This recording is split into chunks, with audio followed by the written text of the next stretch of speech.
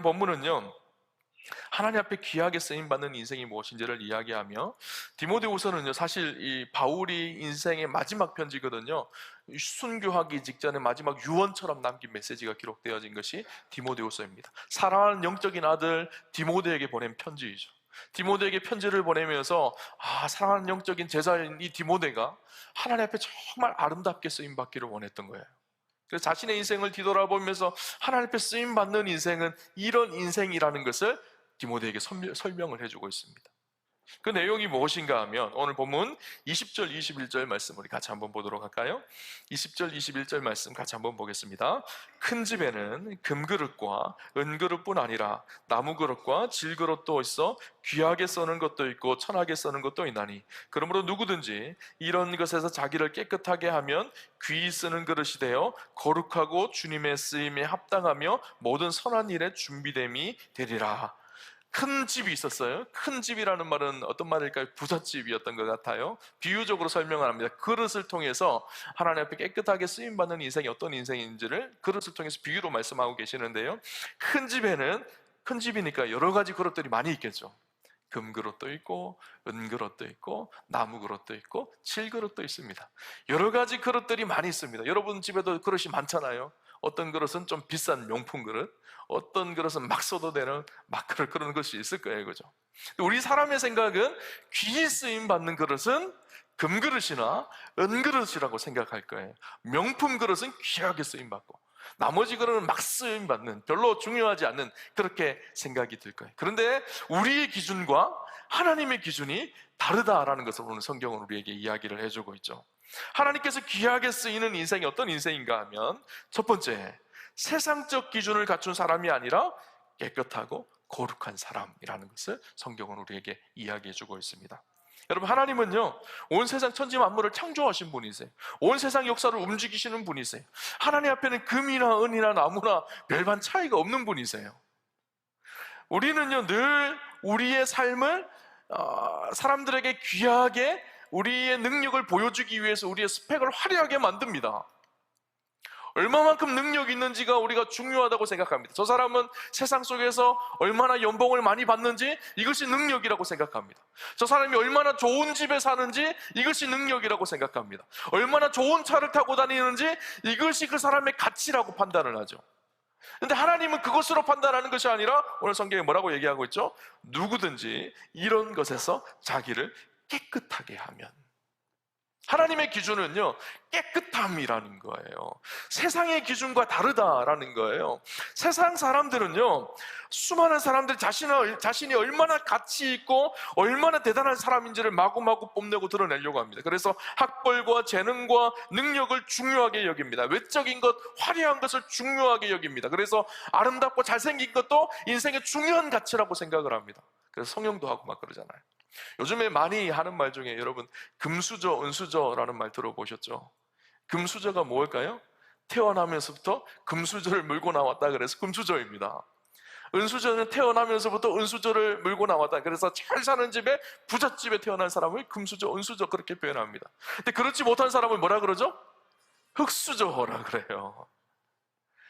태어나면서도 별로 좋은 집안에 태어나지 못해서 자신은 흙수저라고 비관합니다. 그래서 사람들은요 자기가 어떤 가정에서 태어났는지 그것도 실력이라고 여기는 세상이 이 세상이에요.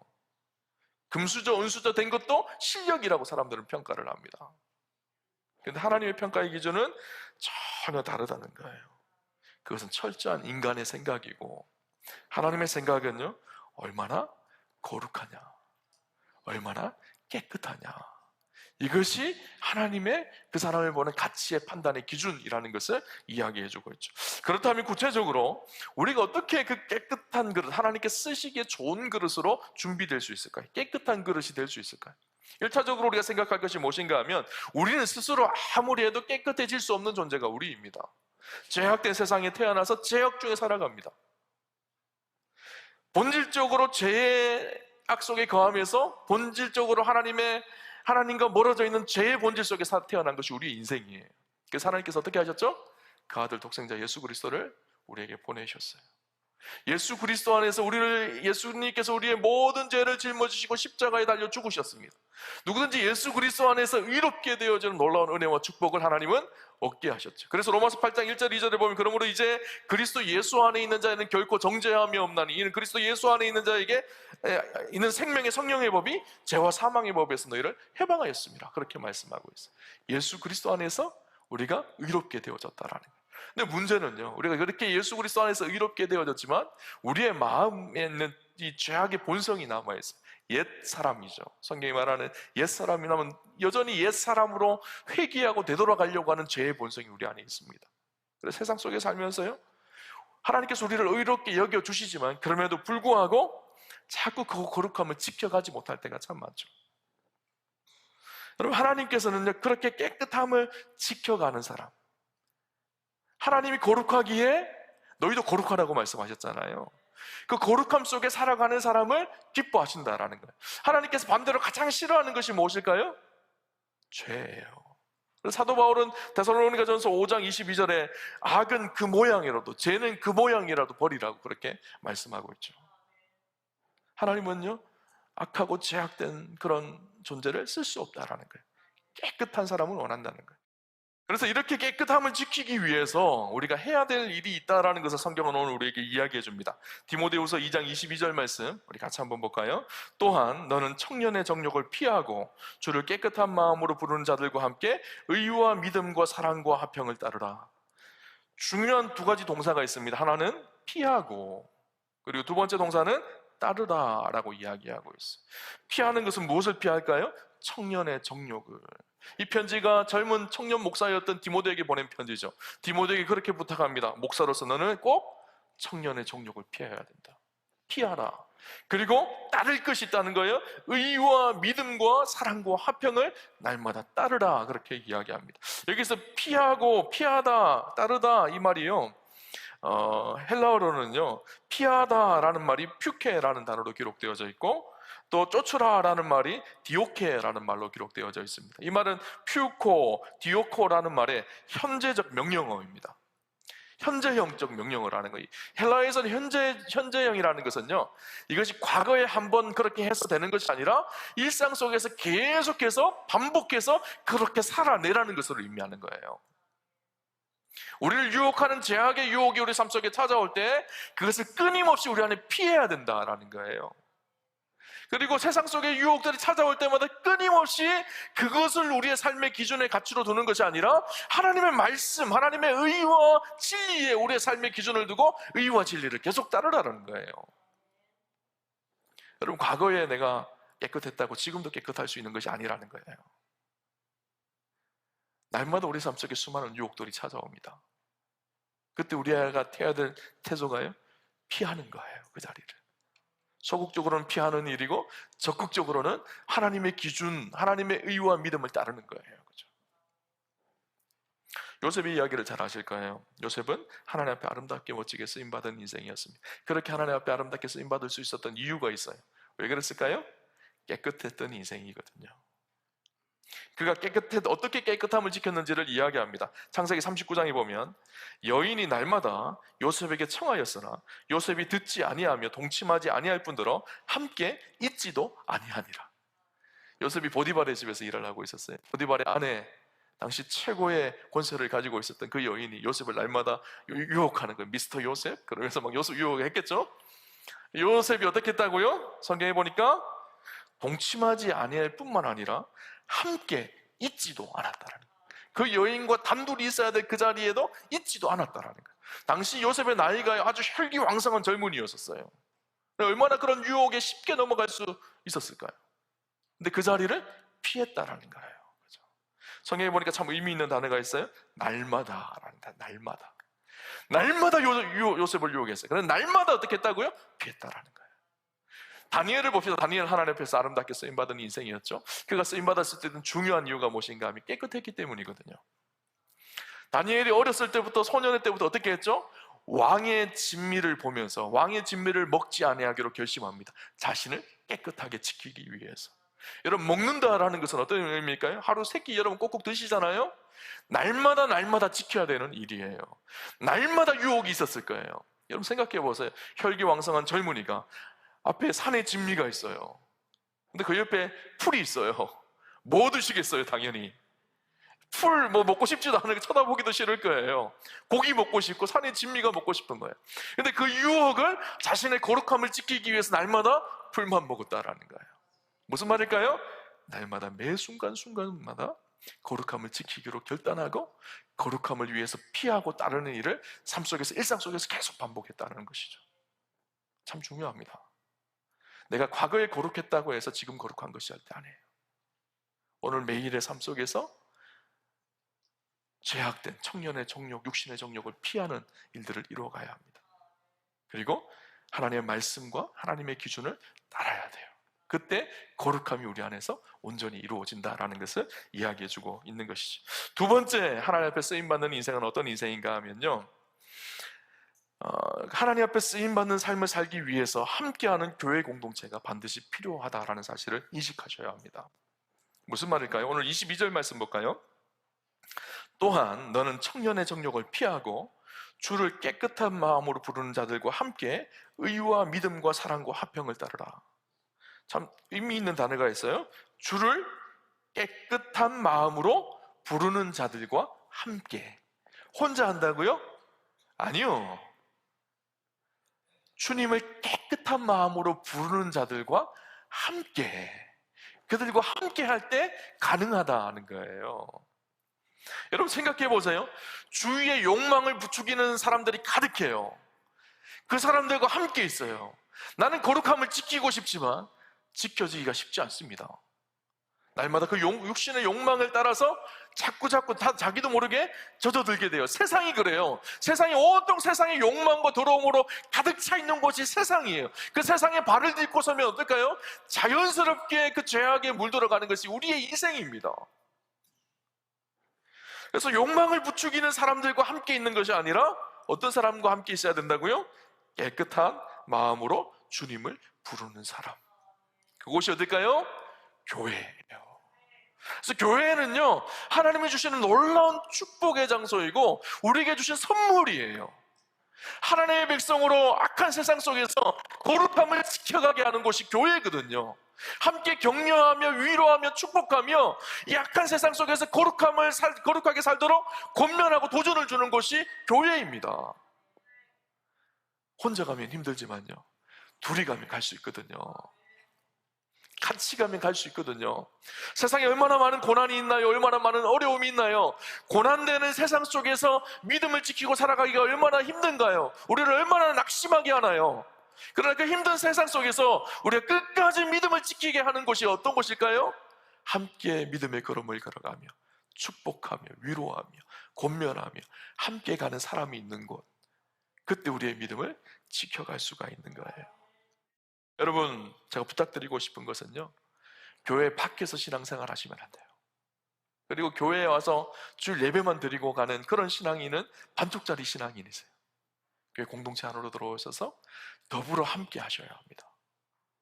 오늘 성경에 보니까 주를 부르는 자들과 함께 이렇게 표현하고 있잖아요. 주를 부르는 자들과 함께, 이 주를 부르는 자, 이 표현은요, 당시 초대교회 보편적으로 성도를 가리키는 말이요, 주를 부르는 자라는 표현이었었어요. 왜냐하면 예수 믿지 않던 사람들이 예수를 믿고 나면 그 다음에 고백이 무엇일까? 예수님이 주님이라는 고백이거든요. 그래서 예수를 구주로 고백하는 사람들, 그들이 성도잖아요. 그리고 성도의 삶을 살아갈 때 늘 우리가 해야 되는 일이 뭘까요? 예수를 주로 부르는 일이에요. 고난이 있을 때, 어려움이 있을 때 주님 부르잖아요, 우리가. 그 사람들이 성도거든요. 깨끗한 마음으로 주를 부르는 자들과 함께 가는 곳, 함께 거룩함을 지켜가는 곳, 그것이 교회라는 것이 이야기하고 있습니다. 그래서 참 중요한 것이 있습니다. 여러분, 세상을 이기는 그리스도인으로 삶을 제대로 살아내기 위해서는 교회 안으로 들어오셔야 된다라는 거예요. 어떤 분들은 그렇게 말씀하실 거예요. 목사님, 저는요, 그냥 저에게 별로 간섭하지 마세요. 주일 예배만 드릴 테니까 저한테 별로 간섭하지 마세요. 저에게 수요 예배 오라고 말씀하지 마세요. 목장 모임 가라고 말씀하지 마세요. 이런 분들이 간혹 있어요. 그런데요, 진짜 중요한 교회가 주는 선물과 축복을 놓치고 신앙생활 하는 거예요. 그런 분들도 나름대로 이유가 있습니다. 목사님, 제가 이전에 다니던 교회에서 상처를 너무 크게 받았어요. 사람 때문에 너무 힘들어서 교회 안으로 안 들어가려고 해. 그렇게 말씀하시는 분들이 계세요. 그런데요, 더 놀랍고 더 큰 축복을 놓치고 있는 거예요. 영어에 이런 말이 있습니다. 이런 속담이 있습니다. Don't throw the baby out with the bathwater. 예전에도 한번 말씀드렸던 것 같아요. 무슨 말인가 하면 욕조의 물과 같이 아기를 버리지 마십시오 라는 말이에요. 여러분, 욕조에 물이 좀 더럽다고 해서 욕조에 물을 버리면서 아기를 버리면 얼마나 어리석은 일이에요, 그죠? 그 더러운 부분을 좀 떠내서 버리든지 물만 조심히 따라서 다시 깨끗한 물 채워서 아기를 잘 지키는 것이 중요하잖아요, 그죠? 근데 우리가 이런 실수를 범할 수가 있어요. 내가 조금 상처받는 일이 있고 어려운 일이 있다고 공동체를 잃어버리는 것은요, 아기를 버리는 것과 똑같은 일입니다. 하나님이 주신 놀라운 축복과 선물인 믿음의 공동체를 잃어버리는 것과 똑같습니다. 그런 의미로 교회에서 가장 중요한 곳 한 가지가 어딘가 하면요, 바로 목장입니다. 목장에서 함께 기도하고 힘들고 어려운 세상에서 서로가 서로를 격려하며 깨끗함을 지켜주게 하고, 낙심되고 힘든 고난이 있고 어려움이 있는 세상 속에서 낙심되지 않고 함께 순례의 길, 믿음의 걸음을 같이 걸어갈 수 있도록 격려하고 축복하고 사랑하는 삶의 현장, 말씀을 실현시켜가는 삶의 현장이 바로 목장이에요. 목장을 귀하게 여기셔야 돼요. 목장 안으로 들어오셔야 합니다. 근데 오늘 안타깝게 수많은 사람들이 너무너무 이기적이고 개인주의적으로 바뀌어져서 목장 모임 하는 것을 별로 좋아하지 않습니다. 자기의 마음을 오픈하는 것 별로 좋아하지 않고 자기 가정을 오픈하는 것 별로 좋아하지 않습니다. 그런데 여러분 아셔야 됩니다. 혼자 있으시면 안 돼요. 여러분, 큰 무리 솥대에서 낙오되는 소들이 있습니다. 혼자 떨어지는 소들이 있죠. 그 떨어지고 낙오되는 소가요, 사자의 먹잇감이 타겟 1호가 되는 거예요. 여러분, 혼자 갈 수 없는 길이기 때문에 하나님께서는 교회를 주셨어요.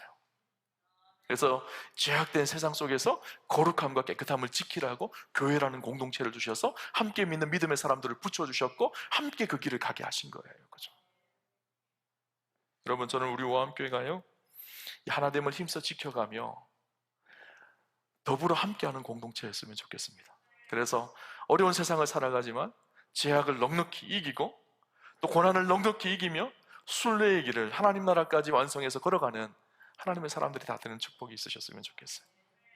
근데 이렇게 거룩하고 하나 되는 공동체를 지켜가기 위해서 정말 중요한 것이 있습니다. 오늘 세 번째, 우리가 하나님 앞에 쓰임받기 위해서 반드시 해야 될 것과 동일한데, 세 번째 무엇인가 하면 다투지 않고 온유한 사람으로 훈련이 되어져 있어야 합니다.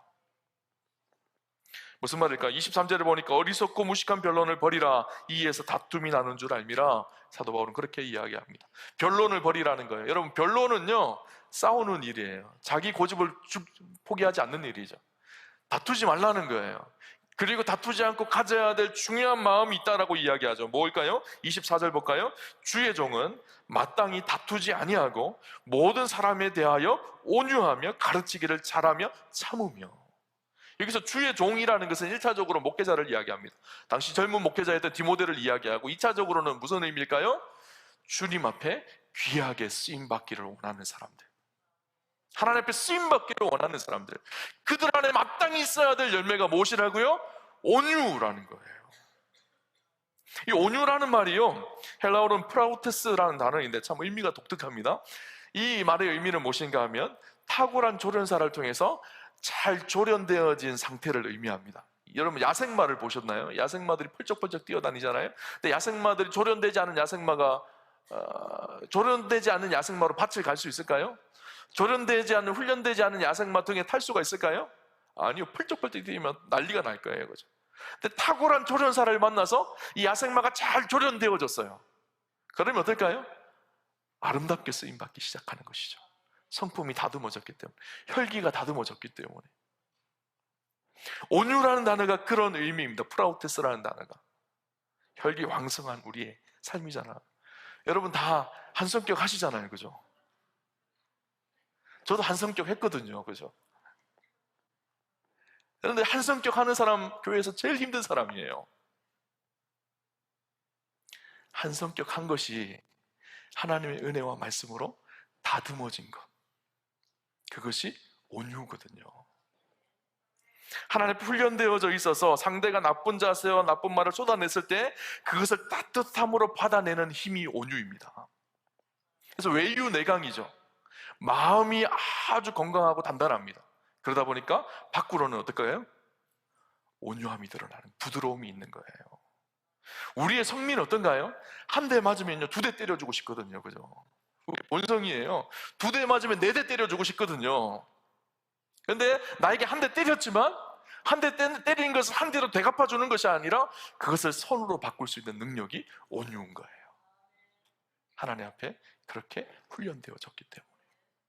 그런 사람을 어떻게 하실까요? 하나님께서 쓰시는 거예요. 대표적인 사람이 누굴까요? 모세예요. 모세가 혈기왕성한 사람이었거든요. 40세의 애굽 왕 때 어떤 일이 있었죠? 자기 민족이었던 히브리 사람을 괴롭히는 사람을 보고 견딜 수가 없었어요. 그래서 돌로 가서 이 애굽의 사람을 돌로 쳐 죽입니다. 혈기를 감당이 안 되는 거예요, 막. 그죠? 그래서 어떻게 되죠? 결국은 광야로 쫓겨나죠. 40에서 80세까지 양치는 일을 했어요. 광야에서 아무것도 보이지 않는 광야에서 오로지 양의 울음소리만 듣고 40년을 지냅니다. 그때 하나님께서 그를 겸손하게 다듬으시고 만지시기 시작합니다. 이제는 아무런 능력도 없어졌어요. 더 이상 왕으로서의 권세도 없어졌어요. 힘도 없어졌어요. 할아버지가 되어졌어요. 근데 그에게 남은 것은 딱 한 가지 있었어요. 온유함만 남았어요, 이제. 근데 그때 하나님께서 모세를 사용하신 거예요. 하나님은요, 온유한 사람을 쓰십니다. 여러분, 교회에서 만약에 나에게 사역이 맡겨졌어요? 함께 해야 될 사람을 구해야 돼요. 어떤 사람을 구할까요? 아주 혈기왕성하고 교회 쌈딱 같은 분하고 같이 일하시겠어요? 아니면 온유하신 분하고 같이 하시겠어요? 당연히 온유한 사람이겠죠. 저는 어떨까요? 아무리 실력이 있고 아무리 능력이 있어도요, 저는 쌈딱 같은 사람하고 일 못합니다. 당연히 온유한 사람이겠죠. 하나님은 어떠실까요? 당연히 온유한 사람이겠죠. 온유한 사람에게 놀라운 축복 한 가지가 무엇인가 하면요, 하나님께서 그 인생을 사용하신다라는 거예요. 하나님의 나라와 교회를 위해서. 그렇죠? 저는 저와 여러분의 인생이 하나님 앞에 그렇게 아름답게 쓰임받는 인생이었으면 좋겠습니다. 여러분, 한 번밖에 없는 우리의 인생이요, 그저 그렇게 살다가 죽을 수 없잖아요. 그죠? 한 번밖에 없는 우리의 인생이 최고의 가치를 위해서 쓰임받는 인생이 돼야 되지 않을까요? 왕이신 그 하나님, 최고의 가치인 하나님 나라를 위해서 저와 여러분 인생이요, 아름답게 쓰임받는 축복이 있으셨으면 좋겠습니다. 그 일을 위해서 날마다 우리의 삶을 깨끗하게 합시다. 믿음의 동역자들과 함께 서로를 격려하며 이 길을 함께 갑시다. 그리고 어리석은 변론을 버리고 싸우기를 즐겨하는 것이 아니라 온유함으로 하나님 앞에 준비되어지는 저와 여러분 인생 되시기를 주님 이름으로 축원합니다.